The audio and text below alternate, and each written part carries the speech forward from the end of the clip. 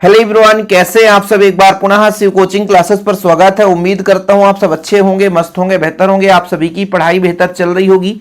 हिंदी में लगातार आप लोगों के लिए बच्चों प्रश्नोत्तर मैं आपको प्रोवाइड करता हूं। कुछ बच्चे कहते होंगे कि सर इतना क्वेश्चन हम रटेंगे क्या। अरे नहीं बच्चों, आप लोगों को क्वेश्चन आंसर क्या करना है कि रिवीजन करना है। रिवीजन का मतलब इसको थोड़ा सा अच्छे से समझना है। जैसे मैं लॉजिक से समझाता हूं, उन चीजों को ध्यान में रखना है। और बच्चों मैं कहता हूं कि आप यदि 8 लाइन पढ़ के जाओगे तो मैं गारंटेड कहता हूं कि 2 लाइन जरूर लिख लोगे। तो इसलिए आप लोग वीडियो को अंत तक देखा करें, बढ़िया सुने।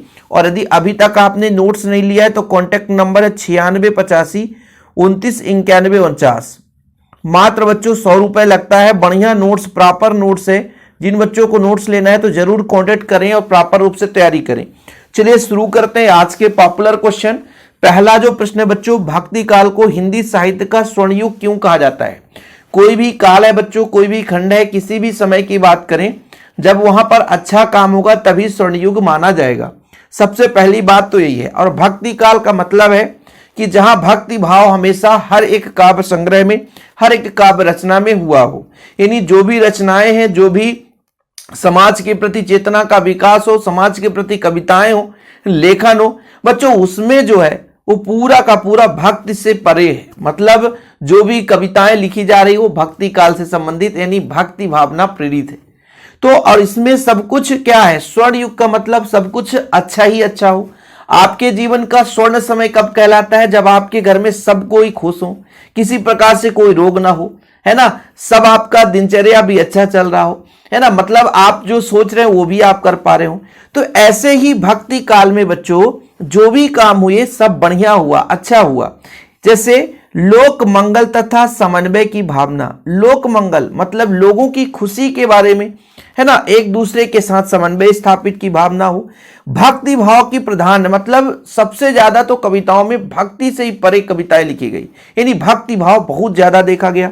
स्वांत सुखाय काव्य साधना मतलब स्वयं की सुख की अनुभूति करने के लिए काव्य की साधना, है ना, ये चीज है। भाव एवं कला पक्ष पर मणिकांचन योग, निराशा में आशा का स्वर्णिम प्रयास।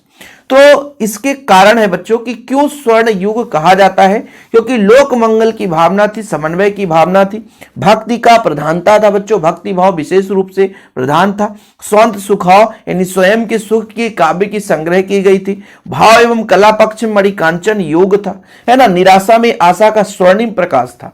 ठीक है, अब मान लो आप लोगों से ये पूरा याद ना हो, बोले सर कैसे हम कह सकते हैं। तो देखो बच्चों, आप लोग मेरे तरीके से देखो, अब लिखना कैसे, इतना आपने समझा ना, अब लिखना कैसे। भक्ति काल को हिंदी साहित्य का स्वर्ण युग इसलिए कहा जाता है क्योंकि भक्ति काल में जो भी काव्य रचनाएं लिखी गई वो देश समाज के हित के लिए, स्वयं के सुख के लिए और अच्छे कार्यों के लिए लिखी गई, है ना। भक्ति काल में जो भी कविताएं थी उसमें लोगों के भले के लिए समन्वय स्थापित करने योग्य थी, है ना। भक्ति भावना प्रधान रूप से था, यानी भक्ति की विशेष स्थान थी बच्चों, है ना। भाव पक्ष कला पक्ष भी बहुत ही सुचारू रूप से प्रयोग था। लोगों के प्रति निराशा में भी आशा छिपी हुई थी बच्चों, है ना। सुख शांति के बारे में सबसे ज्यादा काव्य संग्रह हुई है। तो इसलिए कहा जाता है भक्ति काल को हिंदी साहित्य का स्वर्ण युग, यानी भक्ति काल में सबसे ज्यादा लोगों के हित के बारे में, लोक मंगल का मतलब क्या होता है, लोगों के हित के बारे में, समन्वय की भावना का प्रेरणा मिलता है। भक्ति भाव का प्रधानता रहता है। स्वांत सुखाव स्वयं के सुख के भाव एवं कला पक्ष, ये सारी चीजें बच्चों एकदम थोड़ा सा 3-4 लाइन लिख देंगे, नंबर आपको मिल जाएगा। और ज्यादा नहीं, 2 नंबर का आना है बच्चों, समझ रहे ना। चलिए अगला जो प्रश्न है बच्चों, निर्गुण धारा और सगुण धारा में अंतर बताइए। सबसे पहले बच्चों, सगुण मतलब एक आप मूर्ति को साकार मान ले, भगवान को जैसे आप देखते हो बच्चों आज भी मूर्ति पूजा है, वो सगुण धारा हो गए। निर्गुण धारा, निर्गुण मतलब निराकार माने, हम ज्ञान को ज्यादा ध्यान दें, है ना, ना कि मान लीजिए कोई आप मूर्ति पर विशेष ध्यान दे तो आपका निर्गुण हो जाता है। देखो निर्गुण धारा एवं सगुण धारा भक्ति काल काव्य के 2 रूप हैं। इन दोनों धाराओं में 3 अंतर इस प्रकार से हैं कि निर्गुण धारा के काव्य में निराकार ब्रह्मा की आराधना की जाती है, मतलब कोई आकार नहीं है, जबकि सगुण धारा में काव्य में साकार जैसे राम कृष्ण परमात्मा की भक्ति का अंकन किया जाता है। तो निर्गुण धारा में किसी प्रकार से मूर्ति की प्रधानता नहीं रहेगी, मतलब आकार नहीं माना जाता, निर्गुण है ना। लेकिन बच्चों सगुण धारा में मूर्ति मान करके, साकार मान करके भक्ति भावना का प्रेरणा मिलता है। निर्गुण धारा में कवियों ने जाति पात रूढ़ियों का विरोध का समाज सुधार पर बल दिया है, जबकि सगुण भक्ति धारा में कवियों ने राम और कृष्ण के लोक रंजन रूपों का वर्णन और लोक मंगल पर बल दिया है। क्या बोला आपने कि भाई निर्गुण में क्या होगा, समाज में क्या बुराई थी, क्या कमियां हैं, क्या पुरानी परंपरा है, क्या सही है, जो खराबी है उनको दूर करने के लिए कविताओं के माध्यम से प्रेरणा मिली है। लेकिन जो बच्चों सगुण धारा की बात आ जाती है, सगुण धारा में क्या है, जैसे भगवान श्री कृष्ण जी को, भगवान श्री राम जी को है ना अपना साकार रूप मानकर, परमात्मा मानकर बच्चों लोक रंजन रूपों का वर्णन किया है, मतलब लोक हित के बारे में, लोगों के हित के बारे में वर्णन मिलता है बच्चों। तो दो अंतर आपसे बन जाएगा ना, यदि निर्गुण धारा और सगुण धारा में अंतर है तो बन जाना चाहिए। निर्गुण धारा के काव्य में रहस्यवाद एवं है ना मानवता, मानवीय, यहां पर बच्चों यहां पे मानवीय हो जाएगा ना, मानवीय शैली को अपनाया गया है, जबकि सगुण धारा के काव्य समन्वय में सौंदर्य अंकन की प्रधानता है बच्चों। तो आप लोग यदि दो अंतर तैयार कर लेंगे, पहला और दूसरा, तो ये इससे ज्यादा कुछ है नहीं, है ना। 2 नंबर का ही पूछा जाना है कि निर्गुण धारा के काव्य में बच्चों निराकार ब्रह्मा की आराधना की गई है ना, जबकि सगुण में साकार परमात्मा की भक्ति देखने को मिलती है। निर्गुण धारा में बच्चों जाति पात रूढ़वादी हो, समाज की बुराइयां, इस पर सुधार के लिए बल दिया गया है। लेकिन जो आपका सगुण है, सगुण भक्ति धारा में श्री राम जी श्री कृष्ण को लोक रंजन रूप का वर्णन किया गया है। ठीक है बच्चों, 2 अंतर तैयार कर लेना। अगला देखते हैं बच्चों, रीतिकाल का नाम रीतिकाल क्यों पड़ा, इस युग की कोई 3 प्रवृत्तियों को समझाइए। देखो बच्चों यहां पर है, कवियों ने रीति अर्थात संस्कृत, रीति अर्थात संस्कृत साहित्य के लक्षण ग्रंथों की बंधी बंधाई लीक का अनुसरण किया। परिणाम स्वरूप रीतिबद्ध रचनाओं के लेखन के फलस्वरूप इस काल को रीतिकाल से नाम से जाना गया। अब थोड़ा सा इसमें कठिन वर्ड लिखा हुआ है, मैं आपको थोड़ा सा अपने तरीके से बताता हूं बच्चों कि रीतिकाल में था कि सबसे ज्यादा रीति का अर्थ होता है बच्चों पद्धति, पद्धति में रस छंद अलंकार है ना, इनका सबसे ज्यादा प्रयोग किया गया। लक्षण बताते हुए रचे गए काव्य की प्रधानता देखी गई। ठीक है, इसी कारण बच्चों इस काल को रीतिकाल कहा गया। मतलब जैसे आपका रस छंद अलंकार हो जाता है, गुण ध्वनि और नायिका के भेद, जैसे नायिका मतलब बच्चों आप सबको नायक नायिका होता, कोई भी कविता लिख रहे हैं, एक नायक और एक नायिका होता है। इनकी जो विवेचना करते हैं तो इनके लक्षण बताते हुए काव्य की प्रधानता होती है बच्चों, है ना। अब देखो यहां पर लिखा गया है रीतिकाल मतलब संस्कृत साहित्य के लक्षण ग्रंथों की बंधी बंधाई लीक का अनुसरण किया, परिणाम स्वरूप रीतिबद्ध रचनाओं के लेखन के फलस्वरूप इस काल को रीतिकाल कहा गया। इसका मतलब कि इस काल में जो भी रचनाएं हैं एक मतलब नियमावली से, एक पद्धति से, रीति का अर्थ होता है पद्धति, मतलब रीति काल की जितनी भी रचनाएं हैं, जितनी भी काव्य संग्रह हुई हैं, उसमें बच्चों रस छंद अलंकार गुण ध्वनि इन सब का विवेचना देखने को मिलता है और एकदम लक्षण बताते हुए काव्य की रचना की गई है और रीतिबद्ध रचना की गई। इस काल इसे हम रीतिकाल कहते हैं। कुछ समझ में आया? नहीं आया? रीति मतलब संस्कृत साहित्य के लक्षण ग्रंथों की बंधी बंधाई लीक का अनुसरण किया, मतलब रीति काल में जो भी काव्य संग्रह लिया गया बच्चों संस्कृत साहित्य के ग्रंथों में, जिस तरीके से संस्कृत साहित्य का ग्रंथ है एकदम बंधी बंधाई बच्चों एक नियम से, जैसे रस छंद अलंकार गुण नायिका इनके काव्यों का विवेचना लक्षण बताते हुए काव्य की संग्रह के मतलब काव्य की रचना की गई है। इसी तरीके से रीत काल में बच्चों भी क्या है कि एकदम नियमावली से, एक पद्धति से, है ना, रीतिबद्ध रचनाओं का लेखन किया गया, इस कारण से इसे रीतिकाल कहा गया है। प्रमुख विशेषताएं, इस काल में सांसारिक सुख का प्रधान था, यह समय विलास और समृद्धि का था बच्चों, जीवन क्षणभंगुर था, अतः जितने दिन सुख भोग सके उतना ही अच्छा था। मतलब जो रीतिकाल था बच्चों नियम से था और इसमें सबसे ज्यादा ध्यान दिया जाता था कि लोग खुश रहें, ठीक है, समृद्धि रहें, क्योंकि ये जीवन बहुत कम समय के लिए कभी भी नष्ट हो सकता है, इसलिए जब तक रहें बढ़िया सुख से आनंदित रहें। राजाश्रित होने के कारण कविता भरण पोषण और धन प्राप्ति का साधन बनी। राजाश्रित मतलब राज्य से आश्रित था, मतलब इस काल में सभी जो कवि थे राज्य से आश्रित थे, तो कविता रचना लिख करके अपने जीवन का भरण पोषण करते थे और धन प्राप्ति करते थे। रीतकालीन कविता में कला पक्ष की प्रधानता रही है। कला पक्ष का मतलब बच्चों किस प्रकार से भाषा शैली, है ना, संस्कृत शब्दों का प्रयोग, छंद, रस, अलंकार का प्रयोग।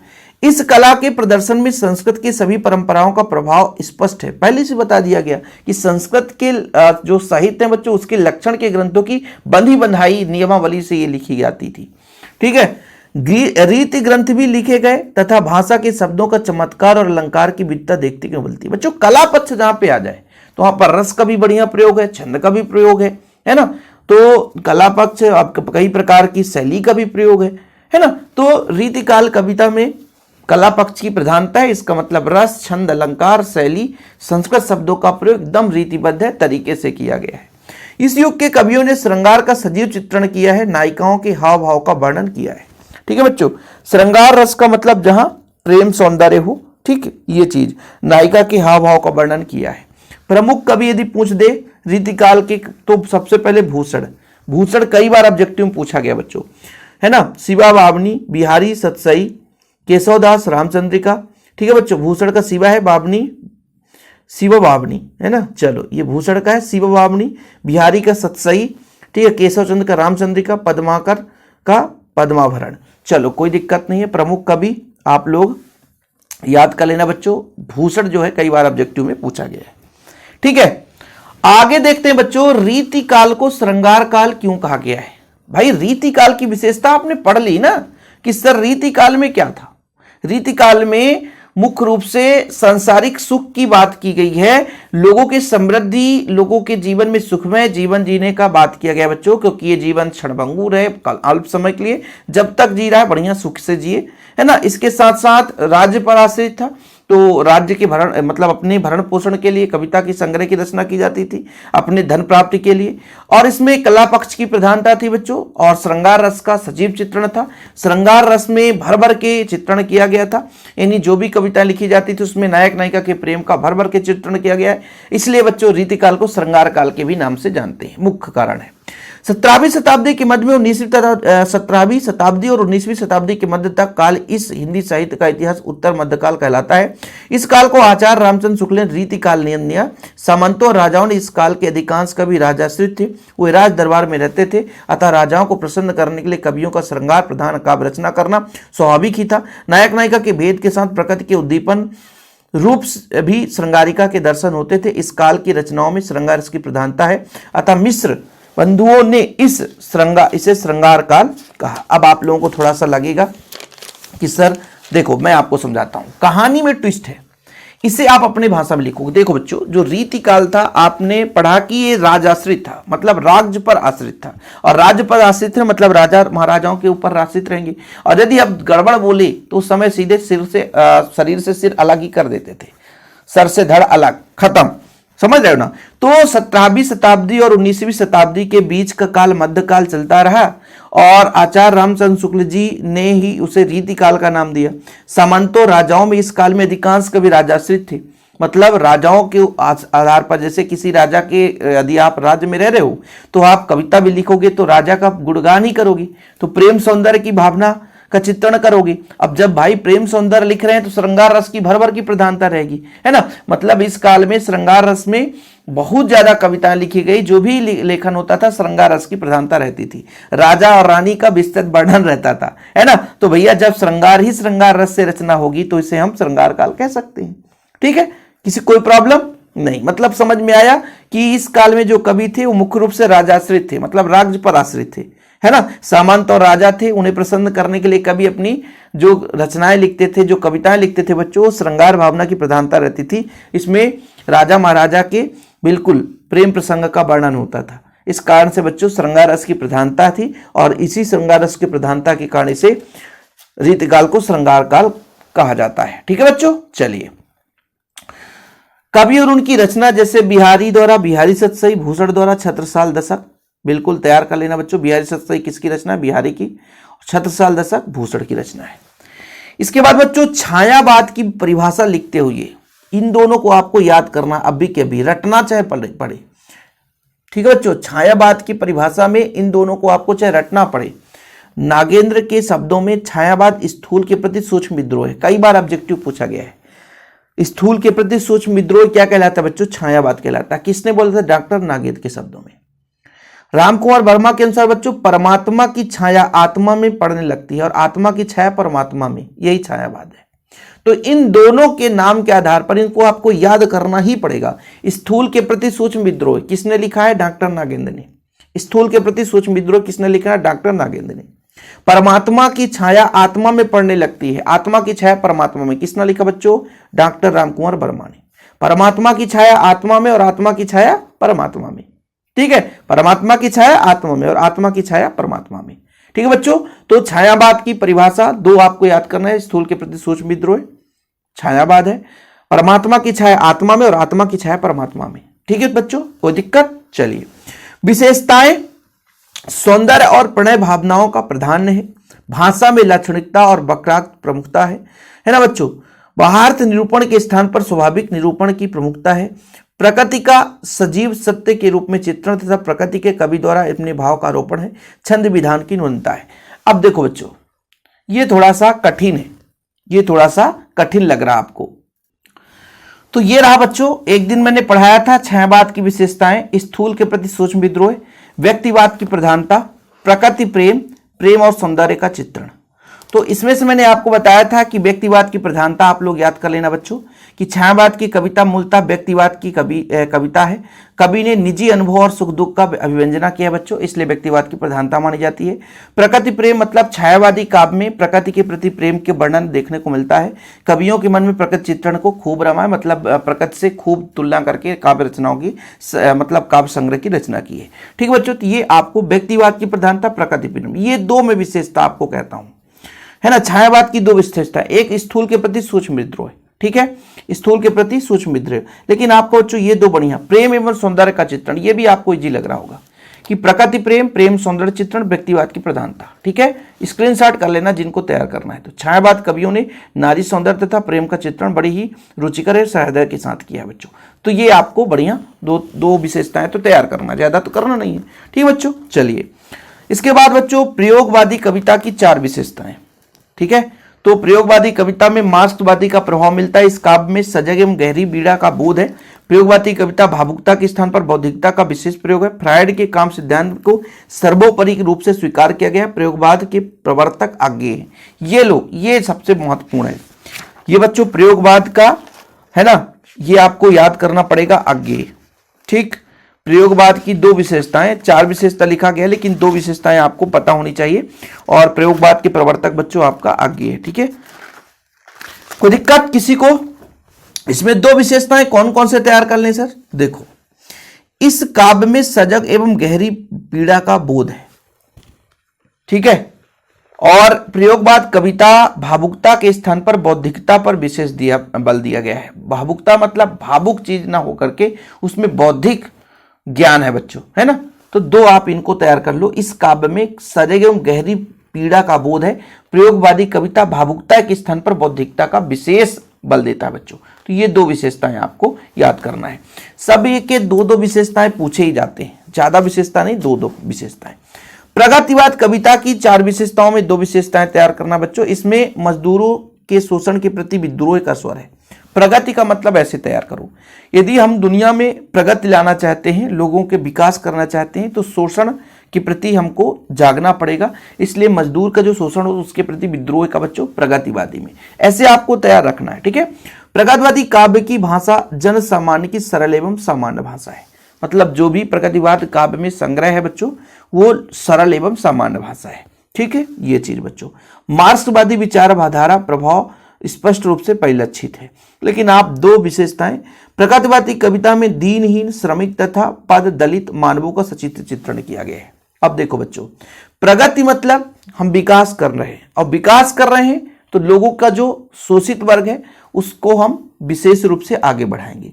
दीनहीन लोगों का हम सहयोग करेंगे, दलित मानव का भी सहयोग करेंगे। तो यहां पे आपको प्रगतिवाद में याद आएगा कि प्रगति करना है तो दीनहीन श्रमिकों का सहयोग करना होता है। इसलिए प्रगतिवादी कविता में दीनहीन, श्रमिक और पद दलित मानव का सजीव चित्रण है बच्चों। मजदूर के शोषण के प्रति विद्रोह का स्वर है ना। और प्रगतिवादी काव्य में भाषा एकदम सरल है, जन सामान्य के आधार पर है, लोगों के आधार पर सरल एवं सामान्य है। नई कविता की 4 विशेषताएं। अब 4 विशेषताएं एग्जाम में तो पूछे नहीं जाती, मैं पहले ही बता दी बच्चों, ठीक है।